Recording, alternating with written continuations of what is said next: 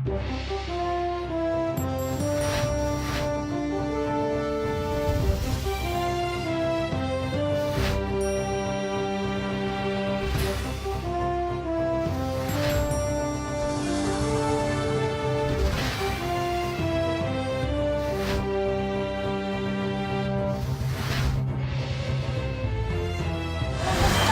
aqui no centro de Katmandu.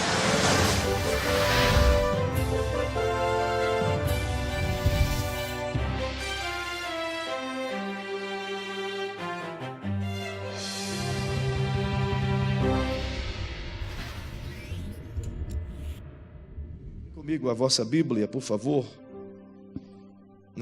no livro de 1 Samuel, capítulo 30. Primeiro livro de Samuel, no capítulo 30.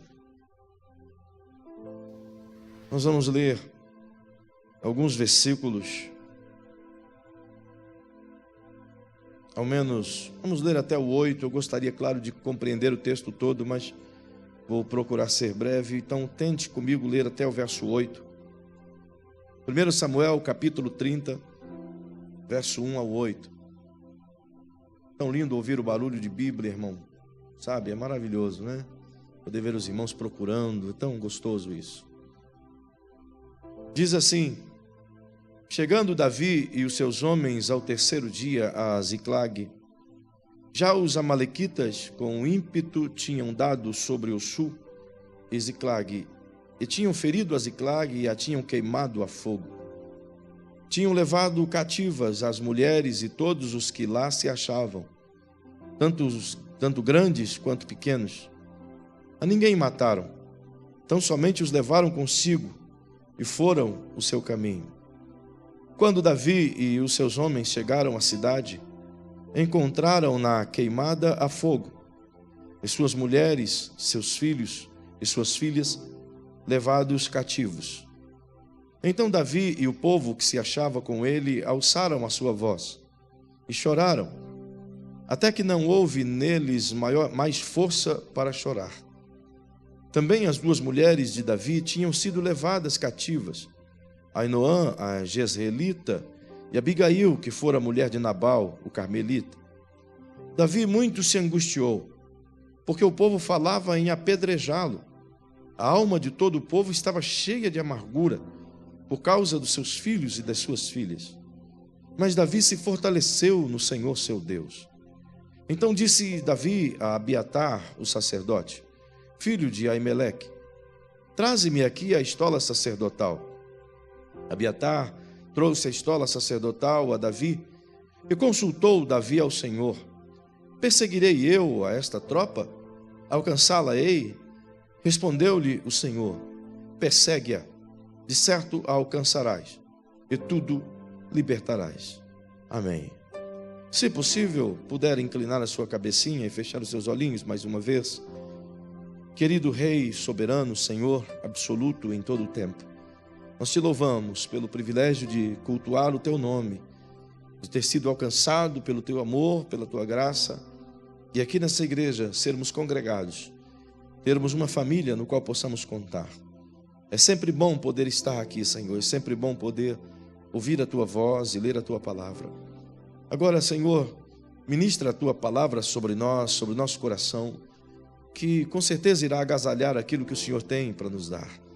Permita que ao eu falar aqui aquilo que me deste, teu Espírito Santo, nosso meigo Senhor e professor, possa ministrar a nós a sua palavra.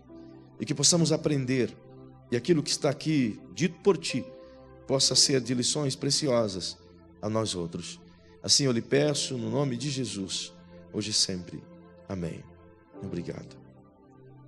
Queridos, é uma história triste esse texto, um tanto que violenta. Davi estava ainda nesse tempo sendo fugitivo de Saul. Ele havia passado um tempo dentro do reino filisteu, onde Aquis, o rei dos filisteus, lhe dera a acolhida. Ele deu esta cidade que ainda estava sobre o comando dos filisteus nessa época, Ziclag, deu ela e os seus termos para que Davi pudesse morar em segurança, ele e todos os seus homens e as famílias de seus homens. Era, portanto, uma cidade que se tornou como que o quartel-general de Davi. Em certa ocasião, esses filisteus iriam guerrear contra Saul, e Saul marchava contra eles. E Davi se colocou ao lado do rei Aquish, justamente para ajudá-lo, porque este havia o acolhido com amor e até tinha Davi como um anjo de Deus ao seu lado. Os soldados desse rei filisteu não conseguiram ter segurança de que Davi iria de fato lutar ao lado dos filisteus contra o seu próprio povo, a saber, Saul e toda aquela gente. É claro que Davi iria ser fiel ao rei aqui justamente em função de sua crença, em função de sua honra ao Senhor Deus e de submeter à autoridade. Entretanto, o rei assim não o quis e liberou bondosamente Davi, dizendo: eu gostaria que você fosse para a sua cidade, levasse os seus homens de volta à sua casa e ficassem tranquilos, que essa guerra você não precisa lutar conosco. E Davi tomou, portanto, os seus cavaleiros, eram ao todo 600 homens, sendo que já a essa altura eram homens bem treinados na guerra, bem preparados. Antes eram homens iracundos, homens que não tinham muito valor para a sociedade, mas Davi conseguiu transformá-los em uma equipe de alto nível. E, portanto, agora essa gente volta com ele para Ziclag. É uma situação onde estão a chegar e percebe ao longe a cena que está acontecendo aqui, onde a fumaça levanta uma grande coluna. E eles de imediato entendem que naquela região, bem próximo a Berseba, era esta cidade aqui, não havia outras cidades que pudesse ter tanto volume para queimar quanto Ziclag. Então deduziram de imediato que eram as suas terras. E ao chegarem aqui, a cena já foi lida para os irmãos, eles se depararam com um dos grandes problemas. Essa gente que atacou aqui a cidade de Davi, a Ziclag, também não era flor que se cheirasse, os amalequitas.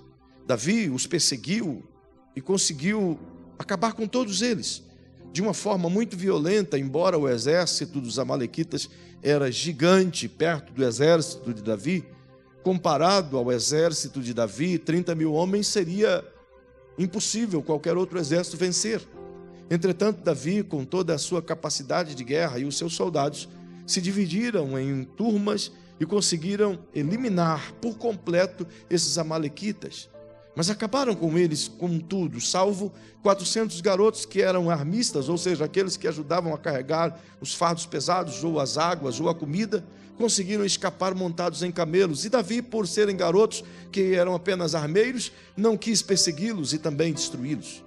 Talvez se pergunta por que tanta crueldade com essa gente, os amalequitas. Bem, permita tentar te mostrar de maneira muito breve o porquê que esses caras são tão maus. A história dos amalequitas não começa aqui, nem tampouco em uma passagem similar a esta, nos tempos de Davi. A história dos amalequitas começa lá em Gênesis, no capítulo 14, justamente quando esses caras, eles são atacados por 5 reis. Alguns reis se unem e vêm contra Sodoma, Gomorra, contra Amaleque e outras regiões de Edom e conseguem destruir por completo.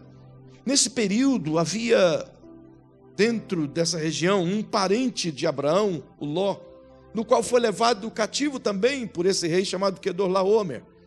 De modo que quando Abraão ficou sabendo, ele juntou os seus 318 homens. Aí você percebe nessa passagem que, embora o Abraão tenha essa figura paterna, amorosa, aquele cara assim, sabe, voa, aquele homem de bastante paciência, quando a gente olha para o Abraão, logo imagina isso, um cara de extrema paciência, um cara amoroso, pacífico, calmo, não é não? Essa é a ideia que a gente tem do Abraão. Entretanto, um outro aspecto da vida desse líder é que ele era um homem ousado, com uma grande capacidade de formar lideranças. E ele mesmo, nascido de sua casa, 318 homens, nascidos ali dentro das suas terras, das suas tendas, treinados ali mesmo, preparados ali mesmo, eram homens extremamente hábeis na guerra. 318 homens de Abraão deu conta de destruir 5 reis, 5 exércitos. Eles destruíram e trouxeram de volta tudo aquilo que esses reis, junto a Quedorlaomer, havia tirado dessas regiões de Sodoma e Gomorra e os outros 3 reinos paralelos, inclusive os amalequitas que lá estavam. Os amalequitas, portanto, receberam de Abraão todas aquelas coisas que haviam sido perdidas, as pessoas que foram levadas cativas, e eles permaneceram nos seus lugares. Deveriam, portanto, ter sido gratos a Deus de maneira constante. Afinal, foi Abraão, homem de Deus, que os libertou das garras de Quedorlaomer. Mas os anos se passam, e já nos dias de Moisés, você vê essa cena mudar radicalmente, porque aquela gente que for atacada agora se torna aqueles que atacam.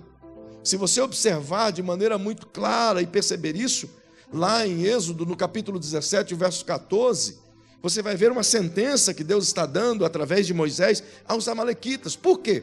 O capítulo 14 em si, ele começa lá por volta do versículo 10, essa luta dos israelitas contra os amalequitas. Os amalequitas se levantam contra Israel, e diga-se de passagem que a equipe, que a turma, que a caravana de Israel não estava passando dentro dos termos amalequitas, não estava nem dentro do reino amalequita, estava passando por outras terras, pelo deserto de Cádiz.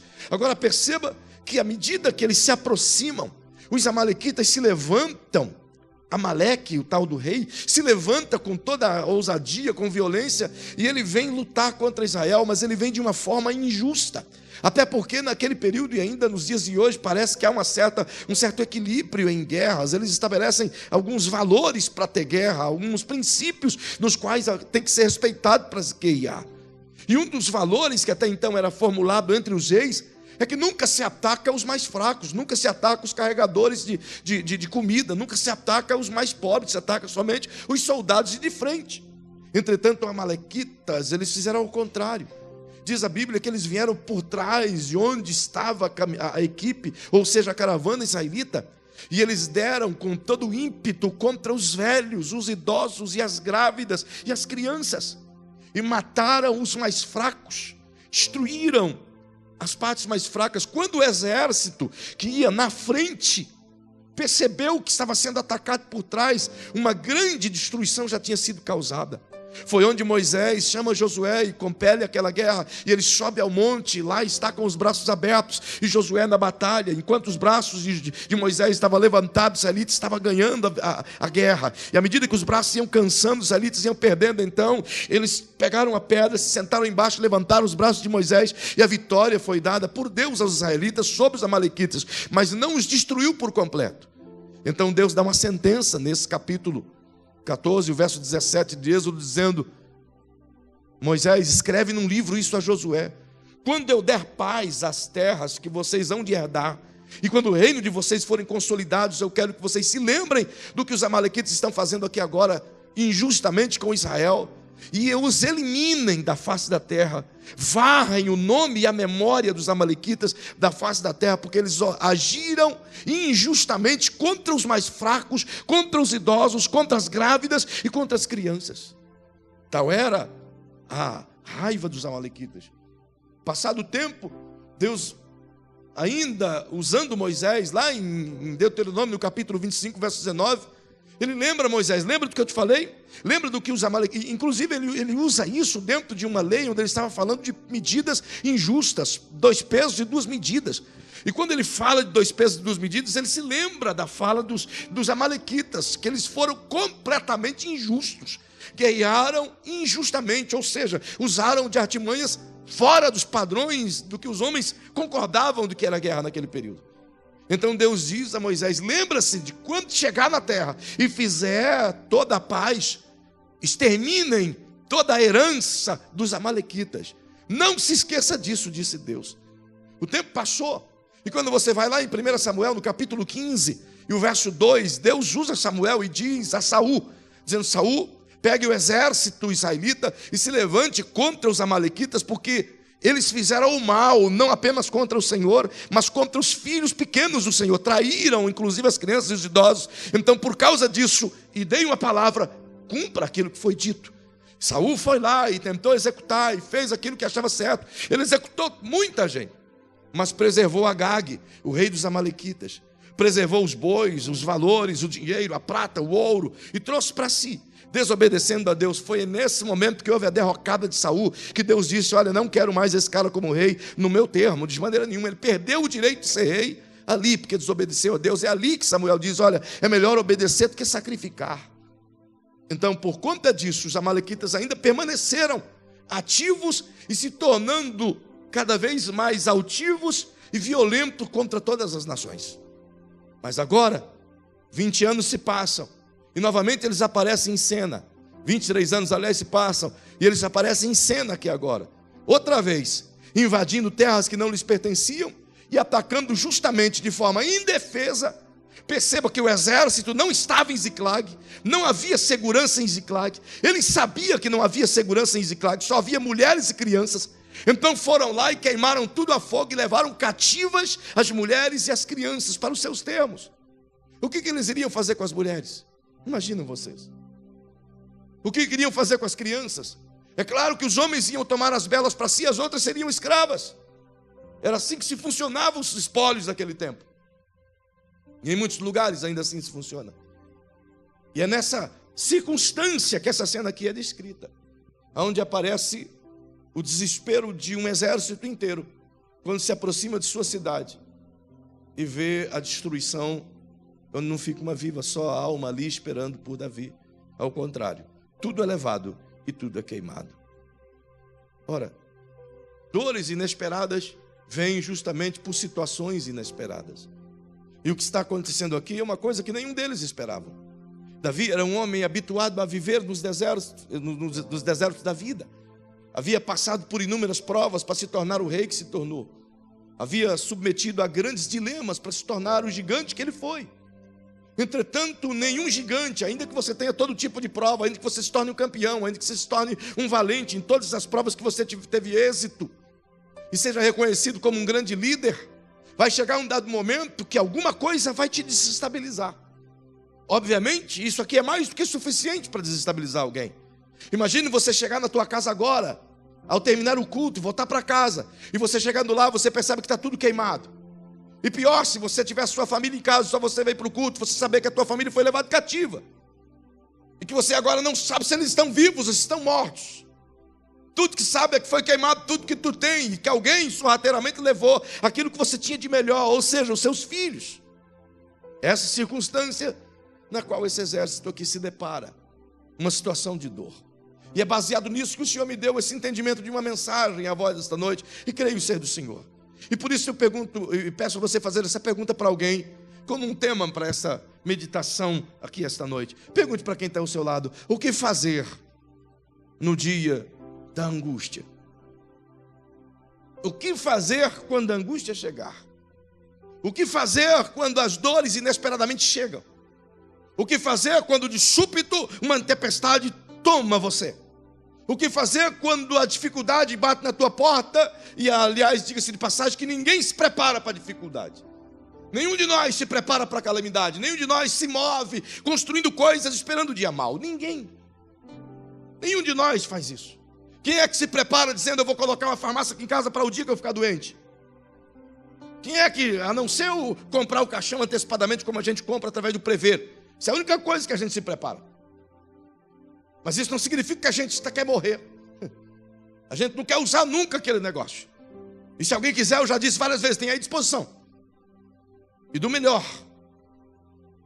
Alguém se habilita? Portanto, ninguém se prepara para dia de calamidade. Esse exército, embora preparado em tantas provas, também não estava preparado para enfrentar isso aqui. Eles chegam em determinado momento e percebem que tudo aquilo que eles tinham de melhor, de preservado, de guardado, de valor, alguém veio sorrateiramente e levou e os destruiu por dentro. E isso me leva a algumas coisas a aprender com esse texto. Algumas lições que podemos extrair aqui do que Deus aproveita para trabalhar isso. Lembrando que isso que está acontecendo aqui não é uma obra de Deus. Lembrando que Deus está usando o que o homem faz, o que o homem constrói, o que o homem destrói para construir. Ele está usando a mazela humana para ensinar coisas divinas. Perceba, portanto, algumas lições que Davi nos ensina aqui.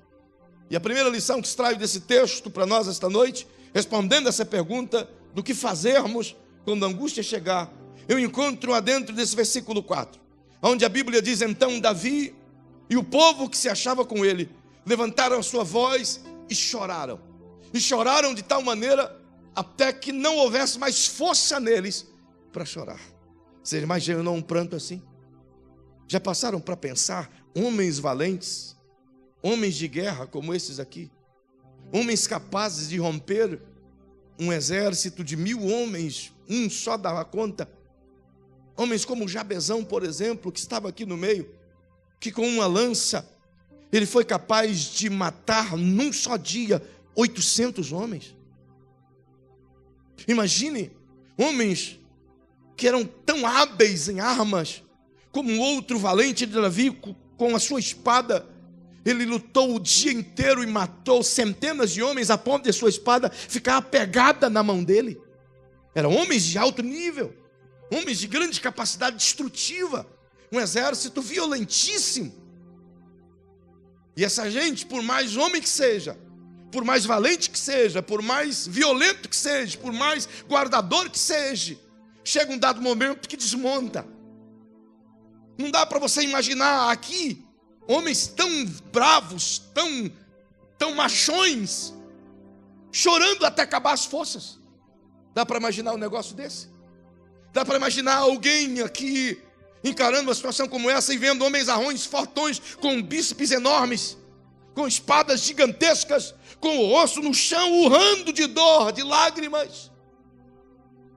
Mas isso é passível de acontecer, afinal de contas, não levaram apenas ouro, não levaram apenas prata, levaram suas mulheres e seus filhos. Existe uma frase antiga que até os brutos amam, e é assim mesmo. Os brutos também amam, os brutos também sentem dor, os brutos também sentem tristeza, os brutos também lamentam, os brutos também choram. E a prova está aqui que 600 homens extremamente brutos choraram a ponto de não ter mais forças para chorar.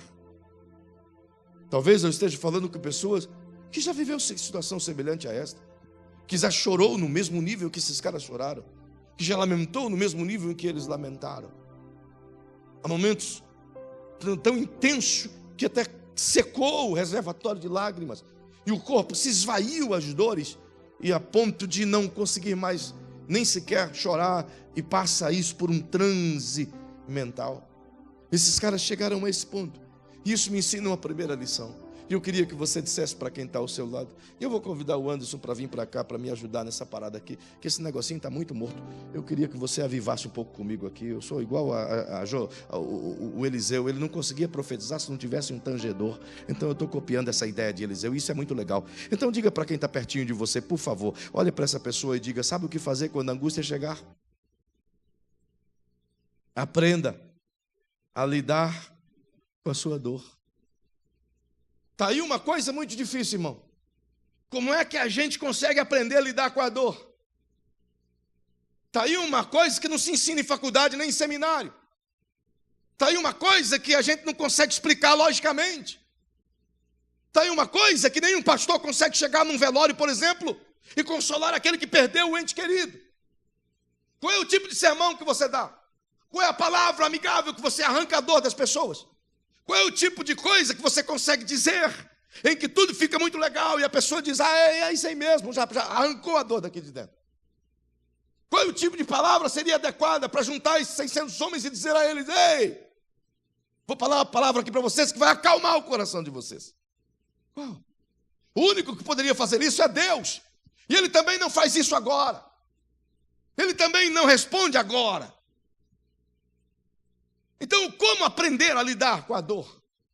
A primeira coisa que eu olho para esse texto que esses caras me ensinam é admitir que também somos passíveis de sentir dor. É admitir a dor. É admitir que ela existe. É admitir que ela está ali. É admitir que a angústia chegou. É admitir que a angústia está tão latente no teu coração. É a primeira coisa a aprender a lidar com ela. É compreender que ela existe.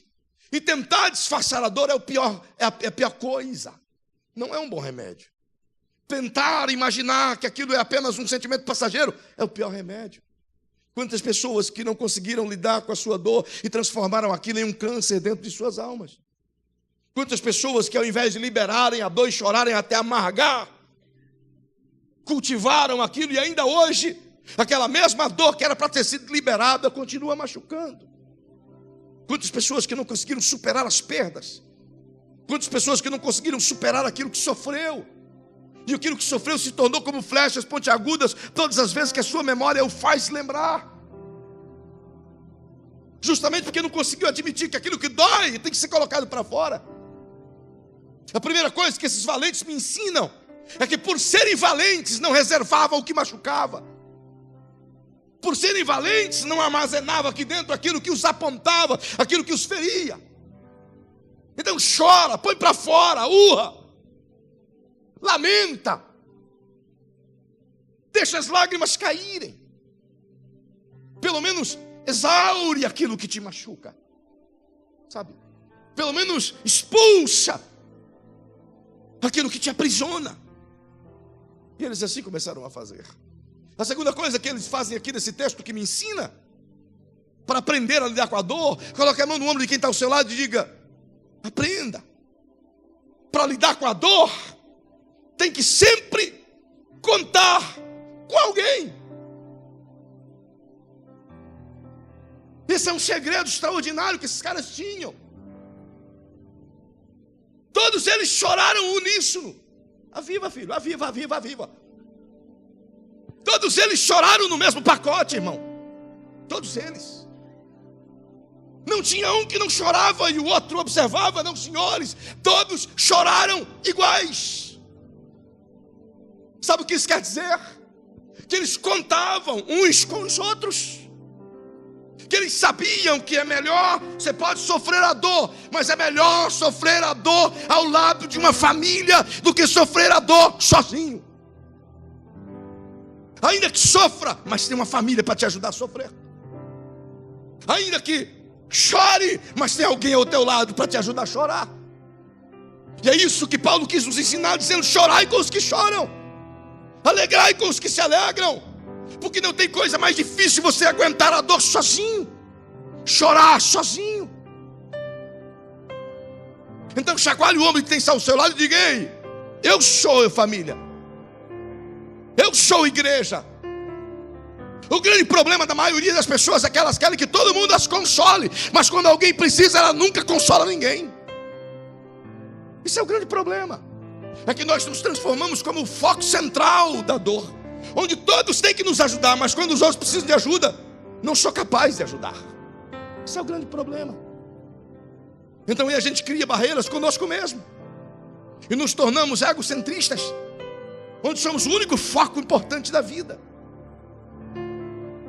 É por isso que o autor aos Hebreus diz: não deixe de congregar, porque a igreja é um lugar de aliviar a dor. Um abraço de um irmão é um lugar de aliviar a dor. Talvez você não saiba o poder que tem um abraço, mas ele é extraordinariamente aliviador, é extraordinariamente abençoador. Então, se eu fosse você, eu abraçava quem está perto de você e diga: aproveita agora, deixa. Isso, filho, com outro som, capricha aí, sabe? Eu estou na unção hoje, irmão. Eu queria que acompanhasse eu igual eu estou, senão eu vou parar com esse negócio aqui, sabe?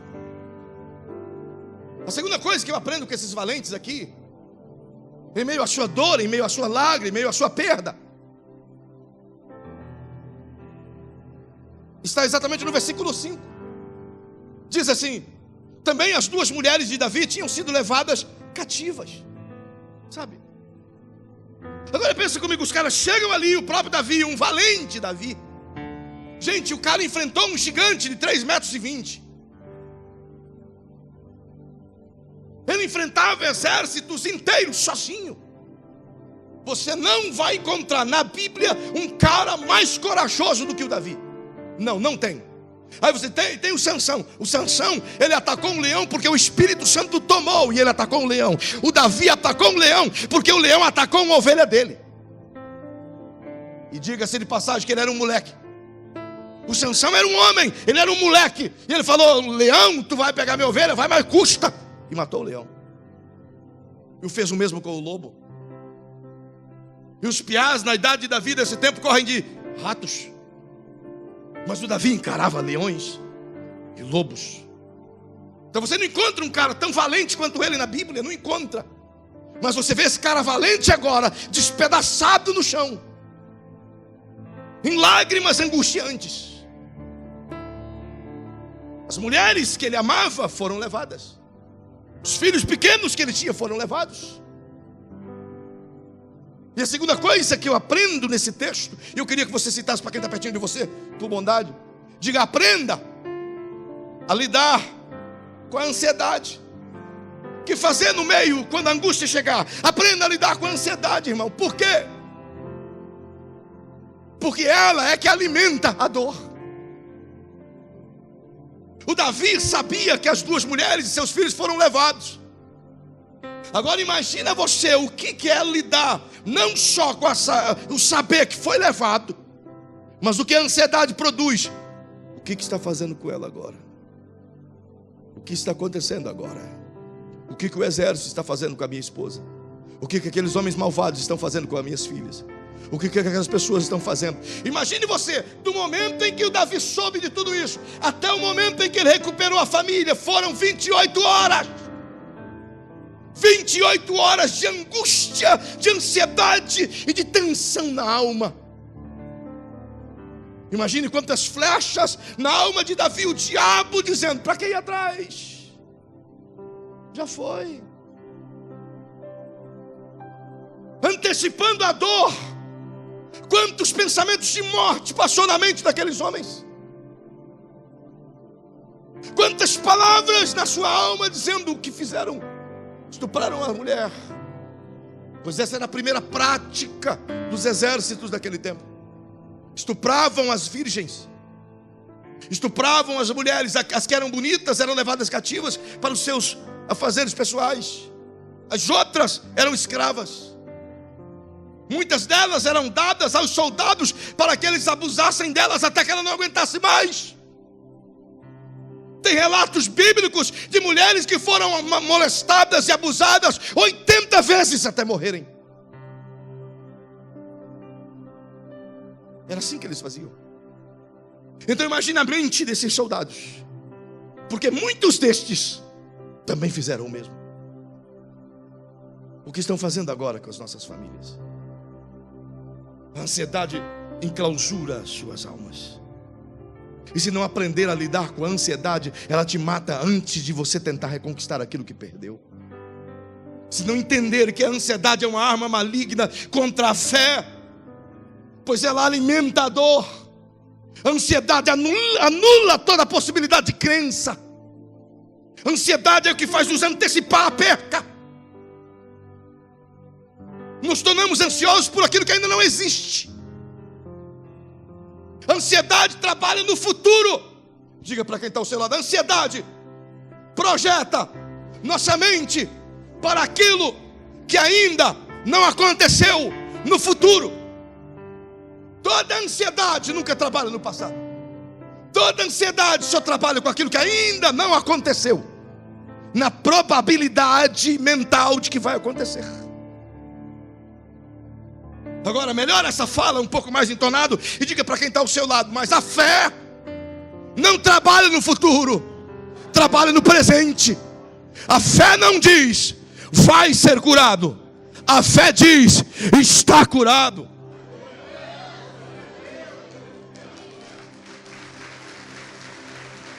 É um antídoto. A fé não promete dizendo vai ser melhor. A fé te garante é melhor. A fé trabalha no hoje, no agora. Essa é a diferença. Enquanto que a ansiedade aprisiona a tua alma e faz você pensar naquilo que ainda não aconteceu, e só faz pensar no ruim. É interessante que a ansiedade nunca projeta a gente para pensar em coisas boas. A ansiedade só vem para te atacar quando você tem uma dívida enorme para pagar e não tem dinheiro. Quando você tem uma crise gigantesca para atravessar e não sabe como. Quando você tem um enorme desafio para vencer e não tem ideia como fazê-lo. Então inúmeras perguntas ecoam na nossa alma. São flechas de ansiedade alimentando a dor. Esses homens tiveram que entender isso, que aprender isso. Justamente porque se alimentar a ansiedade e deixar que ela alimente a dor, então ela vai arrancar o teu foco daquele que pode te ajudar no momento em que você mais precisar. Se tiver alguém vivo aqui esta noite, dá uma chacoalheira em pertinho de quem está você aí e diga para essa pessoa: querido irmão, então a partir de agora, em nome de Jesus, acione a fé e nunca tire os olhos daquele que é capaz de te fazer vencer em todas as circunstâncias. Há pouco nós cantamos várias canções aqui. Uma das canções que cantamos é que se eu passar pelo vale, a gente consegue cantar legal, mas quando o vale chega, então a nossa ansiedade rouba ou tira o nosso foco do nosso alvo principal, a saber, o nosso Senhor. Os israelitas entraram no Mar Vermelho. O mar se abriu. Grande coluna de água dos dois lados. Mas a Bíblia diz que Moisés estava indo à frente. E Moisés representava tudo aquilo que eles precisavam crer em Deus. É por isso que o autor aos Hebreus diz que nunca podemos tirar os olhos de Jesus. Você pode estar passando por qualquer que seja o vale, qual seja a fundura do rio, qual que seja a bravura do mar, qual que seja o calor do fogo, mas se os nossos olhos estiverem focados somente no Senhor, a promessa que Ele fez a Isaías realmente vai se cumprir em nós. Quando passares pelas águas, ela não te submergirá. Quando pelo fogo passares, a chama não arderá em ti. É exatamente isso que Ele diz. Por quê? Porque os seus olhos vão estar nele. Essa é a diferença daquele que confia plenamente em Deus. Eles choraram porque tinha que chorar. Se angustiaram porque tinha que se angustiar. Mas o Deus que os guardou até ali é o Deus que os tirou dessa circunstância. Não há uma só pessoa aqui que está isenta de passar pelo vale. Não há uma só pessoa aqui que está isenta de ser assaltado, de ser roubado, de ter sua casa saqueada, de ter tua família agredida. Não há. Não queremos que isso aconteça, mas se acontecer, a minha alma tem que estar pegada em Deus e saber que Ele, sem dúvida nenhuma, há de transformar a desgraça em bênção, a derrota em vitória, a perda em conquista. Esses caras nos ensinam. Paizinho, diz-nos o que fazer no dia da angústia. Bem, o verso 6 me diz: Davi muito se angustiou, porque o povo falava em apedrejá-lo. A alma de todo o povo estava cheia de amargura, por causa dos seus filhos e das suas filhas. Mas Davi se fortaleceu no Senhor. O que fazer quando a angústia chegar? Repita comigo: é preciso aprender a lidar com as pessoas. Está aí uma coisa difícil, irmão. No meio da tua dor, você tem que aprender a lidar com as pessoas e compreender a dor delas. A esposa e os filhos de Davi também foram levados. Ele também estava chorando ao chão. Ele também os guiou nos dias de conquista. Eles não estavam lá com os filisteus obrigados, estavam porque seguiam o seu líder, Davi. Mas agora, a calamidade veio e atacou a todos. Não atacou só os soldados, atacou também a Davi. E as pessoas não conseguiam compreender essa dor.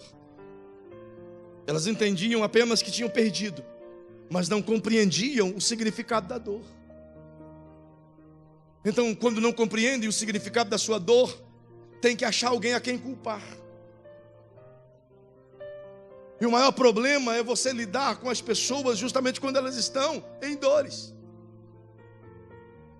Porque é nesse ponto elas vão procurar qualquer que seja um refúgio para sua alma se apegar e alguém a quem culpar. No momento em que você mais precisa, é o momento em que as pessoas mais te oprimem. Você não acha que Davi era um líder? Mas você não acha que ele também precisava ser confortado? Mas as pessoas agora querem apedrejá-lo. Se ele tivesse levado as pessoas aqui, uma história fosse ao contrário, e ele tivesse recebido um despojo enorme de uma batalha, qual seria a reação desses 600 homens com o seu líder? Não estariam fazendo festa com Davi? Eu lhes pergunto, não estariam festejando com ele? Mas agora, como a perca veio para todos, o que eles fazem é querer apedrejá-lo. Isso não se aplica só a mim, que sou pastor, ou a qualquer outro líder de outra igreja, ou qualquer outro líder no segmento. Isso aplica-se também a qualquer pai, a qualquer mãe, a qualquer pessoa no âmbito que vive com pessoas. As crises nos ajudam a aprender a lidar com elas. Porque é no meio das crises, é no meio das lutas, é no meio dos vendavais que o verdadeiro eu aparece. É no meio das provações que você conhece o caráter,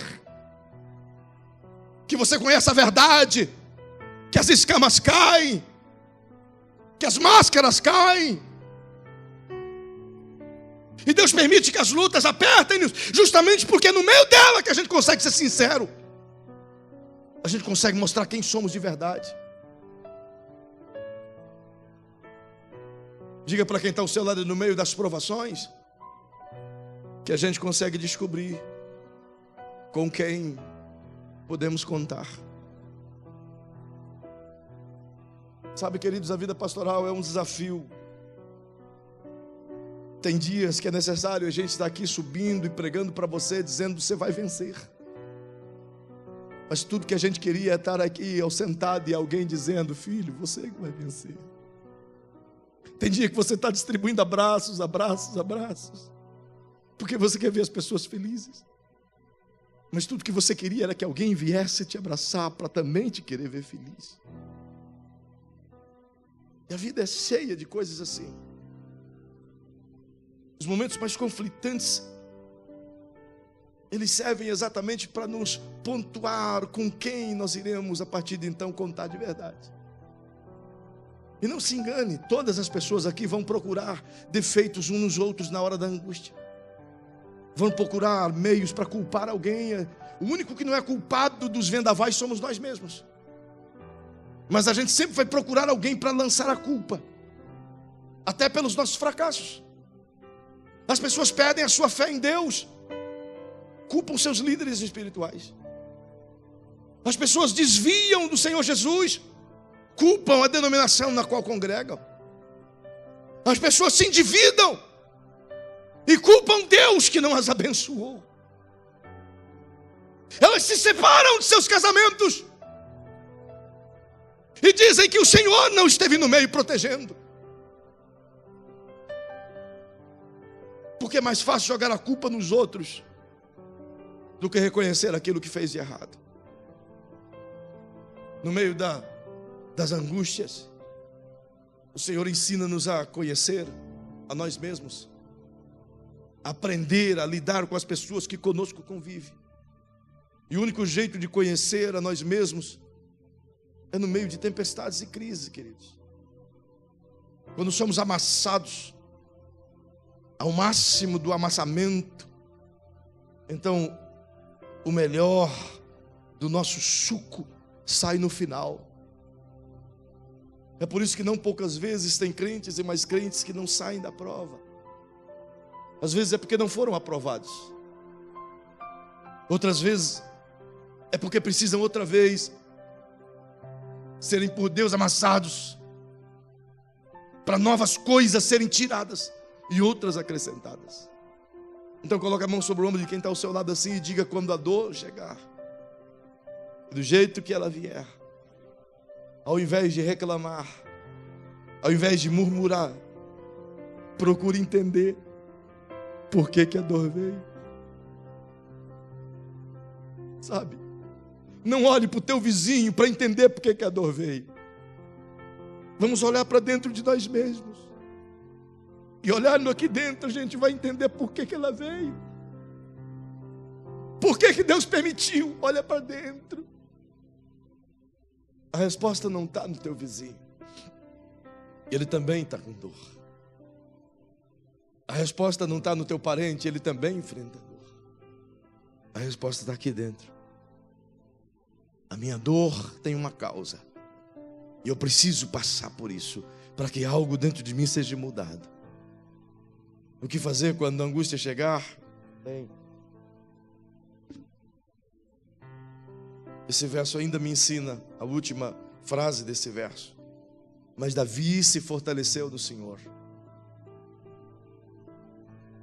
Olha para quem está pertinho de você e diga: quando a angústia chegar, aprenda a lidar com a sua fé. Em algum momento da vida, queridos, quando o vento chegar, a gente vai ter que se habituar a até mesmo proteger a nossa própria fé. Em alguns casos, proteger a fé de nós mesmos. Às vezes nós mesmos atiramos dardos inflamados contra a nossa fé. Não poucas vezes nós mesmos ajudamos o nosso próprio fracasso. Porque ao invés de proteger aquilo que nos faz crer e descansar no Senhor, somos os primeiros a questionar as ações de Deus em nosso favor. E o trabalhar de Deus na construção da fé não é um estalar de dedos, não é apertar de um botão. A fé não se constrói a partir de uma oração de alguém. A fé é construída através de circunstâncias. É por isso que você atinge a maturidade da fé depois de um longo tempo que você está em Cristo e aprovado, depois de passar por muitas circunstâncias. Pergunte para Abraão, ele vai te contar isso. Ele tinha 75 anos e era um homem cheio de fé. Deus vem até ele e diz: você vai ser pai. É cheio de fé. Mas ele tem agora, irmãos, pasme você, 113 anos. E vem Deus e diz: eu quero alimentar a tua fé. Pega o teu único filho, a quem tu amas, e leva ao Monte Moriá e sacrifica-o a mim. Mas eu tenho fé, meu Deus. E Deus disse: então prova. Leva teu filho. E ele pegou o molequinho e levou ao Monte Moriá. E quando chega lá em cima, o garoto pergunta: papai, o fogo está aqui, a lenha está aqui, o cutelo está aqui, mas onde está o cordeiro? O velho Abraão olha para o seu garoto, o seu único garoto, o garoto da promessa. Sabe o que é isso? O garoto que ele esperou 24 anos para nascer. 24 anos para nascer. E ele olha para o garoto e diz: meu filho, Deus proverá para si o holocausto. E subiram ao monte. E só subiram os dois, os carregadores da lenha e do fogo, ficaram lá porque eles não tinham fé para isso. Então subiram o monte. Isaac não falou mais nada, porque o seu coração também estava submisso ao pai e conhecia o Deus de seu pai. Deitou sobre a lenha. Abraão levanta o cutelo. Então do céu o Senhor bradou através da voz de um anjo e disse: Abraão, Abraão, não faças nada com o menino, porque agora sei que temes a Deus e que a tua fé é provada. Ele olhou ao seu lado direito e lá estava o cordeiro amarrado a um arbusto. E ele sacrificou o cordeiro ao Senhor e o adorou. Pergunte para Moisés, 40 anos no deserto de Midian. Pergunte para os valentes da palavra, pergunte para Jó. E ele vai te mostrar o que é o tempo de provação para construir a fé. Aí a gente quer uma fé pujante, uma fé milagrosa, uma fé que opera coisas grandes no estalar de dedos. A gente quer uma igreja poderosa no estalar de dedos. A gente quer ganhar milhares de pessoas no estalar de dedos. E Deus quer construir uma fé viva, operante, poderosa, que suporta tudo no meio da tempestade. Nós nos lembramos constantemente, eu e minha esposa, de momentos que nós passamos para construir a fé.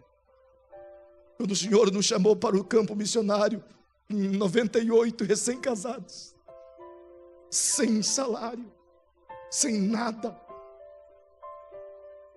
Em 99, ela engravida da minha filha, nós sem salário, sem nada. Num campo onde não tinha nada, nem igreja. Apenas 2.000 e poucas pessoas leprosas. E a igreja que disse: nós vamos cuidar de vocês, pode ir lá que nós vamos cuidar de vocês. Mandaram 3 cestas básicas nos 3 primeiros meses, depois nunca mais. Nunca mais. Nem um telefonema para perguntar: vocês estão bem? Nunca. Nunca. Quantas e quantas vezes desejo de ver a mesa repleta de coisas para os filhos comerem.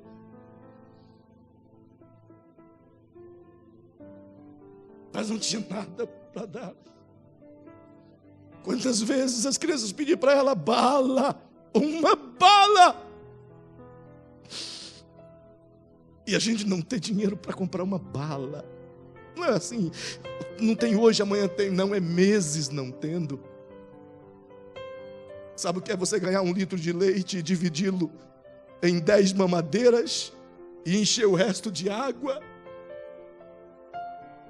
Para que eles bebam aquele soro, para aprender a confiar que Ele é capaz de nos sustentar. Ela nunca levantou o telefone para pedir ajuda para a mãe dela, e eu acredito que muitas vezes passou isso pela alma dela. Anos sendo forjados para aprender a confiar que Ele é provedor,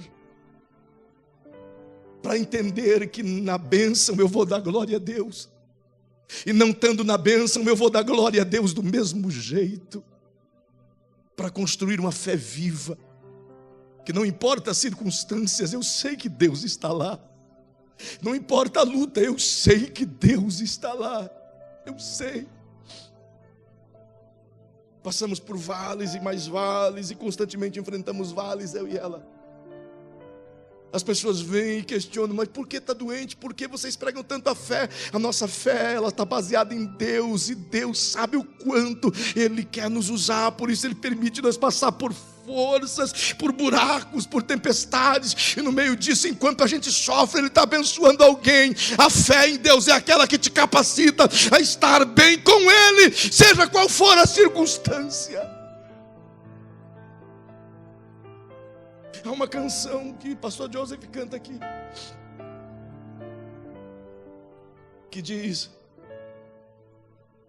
a minha fé não está firmada naquilo que Deus pode fazer. Como que é?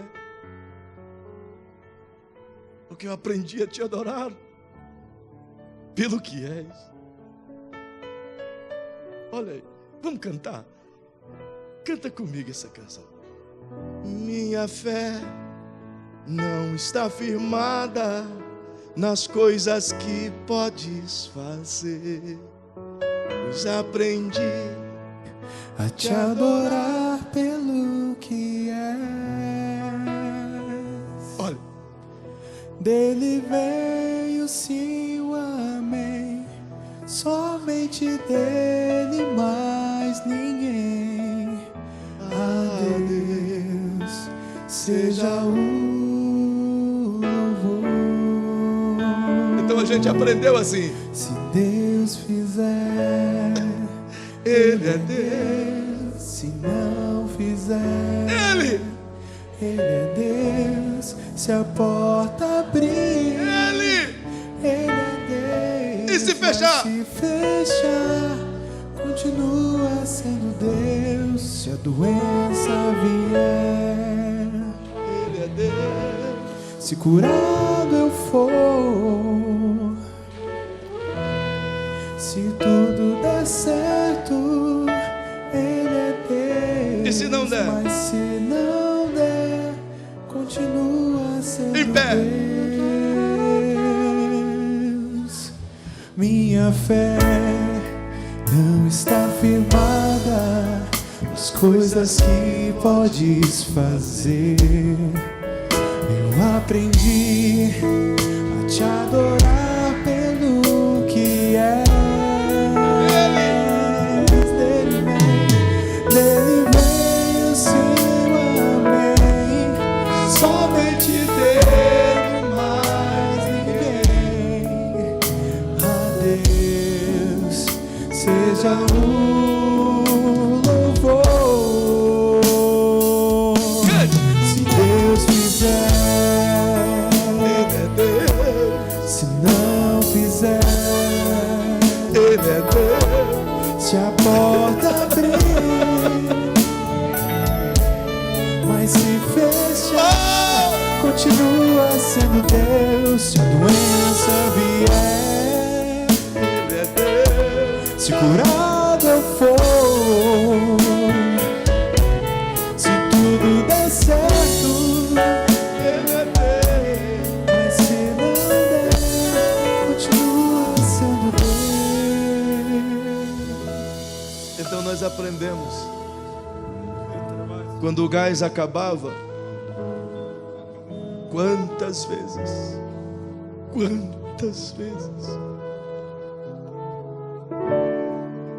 sem ter onde buscar, quantas vezes. Então orar e dizer: dá-nos, Senhor. E Ele não dava. Dá-nos, Senhor. E Ele não dava. Então às vezes dizíamos: dá-nos, Senhor. E pegávamos o fósforo e girava o botão do fogão, e o Senhor dizia: agora você agiu com fé. Fogo. Quantas vezes ela suspirando, essa mulher tão linda como ela é hoje, com aquele saião assembleiano até os pés, suspirava e dizia: ah, que vontade de comer um pãozinho de padaria. Você não sabe o que é isso no coração de um pai, e não poder fazer, sabe? Aí você olha para a igreja que era para te ajudar. Então o paizinho lá de cima e diz: eu sou Deus. Então aparecia alguém e dizia: missionário, eu fui na cidade, comprei um pãozinho, lembrei de vocês, vim trazer um pãozinho para vocês. Quantas vezes Ele ensinando a fé, a confiar nele. Então a mensagem para você aqui essa noite é: confia nele. Confia. Ele vai fazer tudo do jeito dele, mas confia. A última lição que Davi ensinou-nos é aprender a lidar com as respostas de Deus. Nem sempre Deus vai te dar o sim que você espera. Nem sempre Ele vai te dizer recebe. Às vezes Ele vai te dizer não. Às vezes Ele vai te dizer espera. Mas o pior é quando Ele não diz nada. E Ele não diz nada por um bom tempo. Mas o fato dele não dizer nada não diz que ele não está perto de você. Diz que ele está perto de você, só não está dizendo nada. Porque ele quer arrancar a sinceridade dentro da sua alma, sabe? Ele quer ver até onde eu estou sendo sincero. Justamente porque ele nunca vai permitir vir sobre você ou sobre mim uma prova maior do que você possa carregar. Então confia. Seja qual for a resposta dele, confia. Ele sabe o que está fazendo. Ele vê o amanhã. Enquanto ele estava trabalhando aqui, os homens estavam chorando. Ele estava preparando a vitória para Davi. Ele estava ensinando misericórdia para eles. Ele estava ensinando que tem hora de chorar, mas que tem hora de lutar. Ele estava ensinando que tem hora de se levantar e partir para a guerra e ir até o fim, ainda que tudo vai mal em volta. Ele estava ensinando a conhecer as pessoas. Ele estava ensinando a confiar nele em todo o tempo. Ele estava ensinando que nós somos peritos em entrar em vales. Ministra isso para quem está pertinho de você. Diga para essa pessoa amável, diga: nós somos peritos em entrar em vales, em problemas, em tempestades. Mas Ele, o Pai, é especialista em nos tirar desses lugares. Oh, e Ele vai fazer isso com você. Oh, Ele vai te tirar dessa circunstância. Ele vai te tirar dessa situação. Oh, Ele vai te tirar. Ele vai te tirar. Ele vai. Deus fizer. Oh, pode chorar, porque a tua lágrima vai parar um dia. Se a porta abrir, Pode chorar, porque vai chegar o dia em que Ele vai dizer: enxugue seus olhos, cesse a voz de choro. Enquanto eles cantam essa canção, se o vale tem te feito perguntas, se a tempestade tem te levado a olhar para dentro de si mesmo e se perguntar o porquê, e as respostas não vêm, e quando vem contrário àquilo que tu espera, então eu quero te convidar agora a você sim sair do seu lugar, ao som dessa canção, se levantar, como disse Davi, e buscar a sua fé no Senhor. Eu quero te ajudar a vencer essa batalha.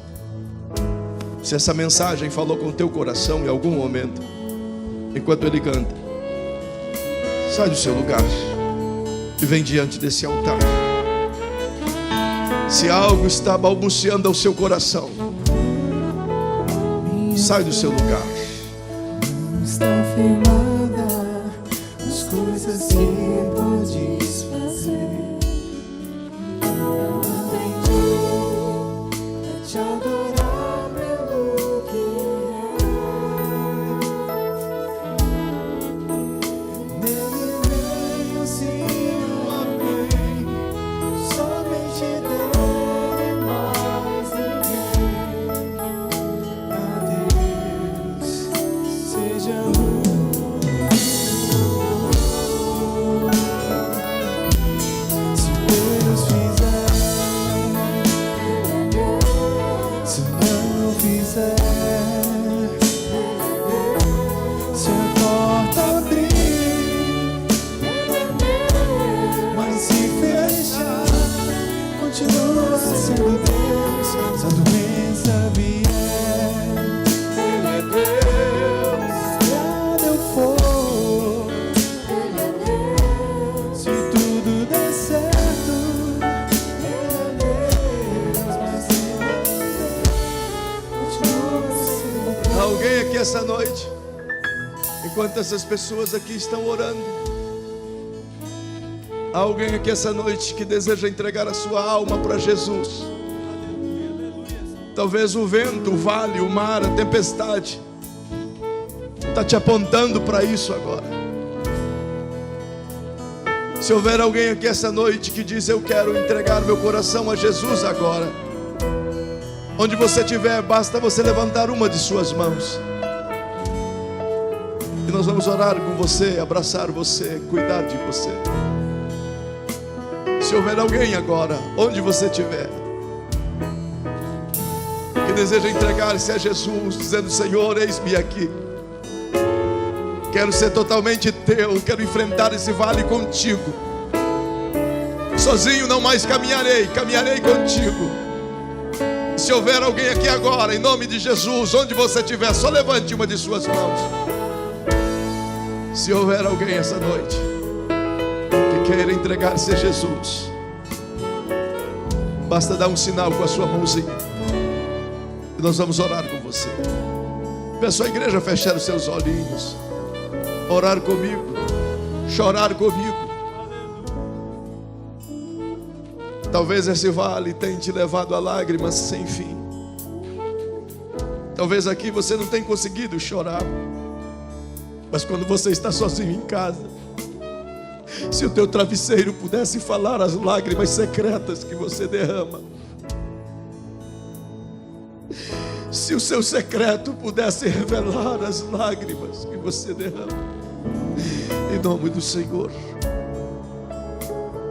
Se há mais alguém que queira estar aqui à frente agora, é o momento. Eu quero orar com você.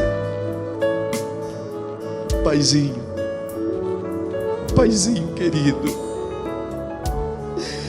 tantas lutas, tantas provas, tantas crises, tantas dores, tantos vales, tantos ventos, coisas incompreensíveis. Os porquês se apresentam na alma, as perguntas vêm, Senhor, e não tem respostas. Por que, Senhor, tantas coisas ao mesmo tempo? Por que tantas crises, tanta separação, tanta dor, tantas coisas inesperadas? Ah, Senhor, vem com as tuas respostas. E nesse tempo de luta, alimenta a fé que está enfraquecida. Ensina os seus filhos a vencerem, Senhor, a ansiedade e acreditar somente em Ti. Ensina, Senhor, eles entenderem que esse é o momento de contar uns com os outros para vencer. Ajude-nos a compreender as nossas dores ao ponto de conhecer e compreender as dores dos outros, para que aprendamos a misericórdia, para que possamos sentir o que os outros sentem. Vem, Senhor, e conforta esta noite. Tem pais e tem mães aqui, Senhor, que só tem lágrimas para Te apresentar. Contempla essas lágrimas que são como orações. Contempla esses gemidos que são como palavras. Contempla, Senhor, essas súplicas que são como canções aos seus ouvidos. E vem com o Teu socorro, vem com a Tua ajuda, vem. Vem abrir portas onde estão fechadas, vem, Senhor. Vem trabalhar com filhos, vem trabalhar com filhas, vem libertar, vem trazer liberdade, vem trazer reconhecimento, vem trazer entendimento, vem construir relacionamento destruído. Entra em processos, Paizinho, que estão travados da justiça, nas mãos de homens infiéis e injustos. Ah, Senhor, destranca esses processos que impedem a vida próspera e abençoada de pessoas. Abre, Senhor, as prisões aos presos, os olhos aos cegos. Abre, Senhor, o entendimento aos que estão dominados pela ignorância da incredulidade. Nós rogamos isso agora, porque creio. Eu oro a Ti porque creio. Eu falo contigo porque sei que estás aqui, Senhor. Então lhe peço, Paizinho, vem com ajuda. Vem com a Tua ajuda. Vem com a Tua paz. Vem com o Teu entendimento. Vem com o Teu espírito de sabedoria e constrói o que está desconstruído. E pacifica o que está em guerra. Traz de volta, Senhor, o que se perdeu. Em nome de Jesus. Em nome de Jesus. Se você puder abraçar alguém e terminar esta reunião cantando essa canção com alguém, abençoando, dando 2 ou 3 ou 4 abraços, cantando junto, celebrando, porque Deus vai te dar vitória em meio às lutas. Apenas confia nele, permanece fiel a ele, permanece fiel a ele.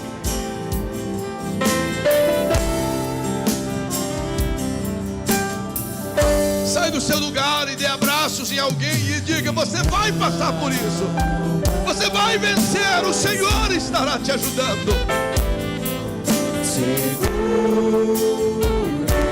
Tenha uma semana abençoada e próspera. Que o grande amor de Deus, que a paz de Jesus esteja com você. Vai em paz.